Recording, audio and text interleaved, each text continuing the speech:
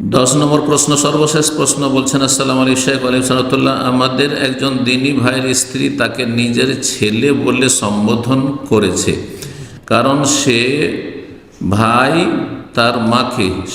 তার মাকে তার স্ত্রী সমান টাকা দিয়েছে, তাই তার স্ত্রী বলেছে আমি তোর মা। আউযুবিল্লাহ। আল্লাহ এরকম মহিলা থেকে নাজাত দিক মুসলিম ভাইদেরকে, এবং এইরকম খারাপ পুরুষ থেকে আল্লাহ নাজাত দিক। রাগের মাথায় কয়েকবার করে বলেছে, ভাইয়ের একটি ছেলে আছে 4 বছর, এখন ভাইয়ের কি করণীয় দয়া করে জানাবেন। সেই বাঁকা মহিলাকে সোজা করবে, নম্রতার সাথে সোজা করবে। যদি সোজা হয়ে যায় তো ভালো কথা, আর যদি এরকম বদচরিত্র থাকে যে মাকে টাকা দিতে দিচ্ছে না, তাহলে এইরকম মহিলাকে বিদায় করে দিবে। জি, এটা হওয়া উচিত। মায়ের হক আদায় করাই যেই স্ত্রী বাধা সৃষ্টি করবে, সে স্ত্রী স্বামীর কাছে থাকার অধিকার রাখে না।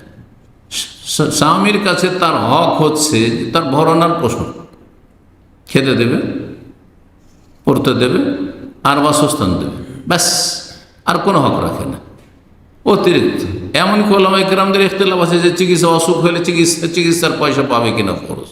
জি, হানাফিরা তো বলছে চিকিৎসার পয়সাই নেই, চিকিৎসার অধিকারী নেই, চিকিৎসা যেখান থেকে পারে সেখান থেকে করে।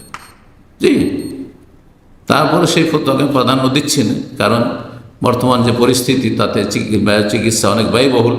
সেই জন্য বলবো যে আল্লাহ না করে কোনো ভাইয়ের বা কোনো বোনের এমনটা হয়, কিন্তু তার বেশি বেতন পাবে স্বামী, আর টাকা দখল করবে স্ত্রী, আর টাকার হিসাব নেবে, কাকে কত টাকা তুমি পাঠালে।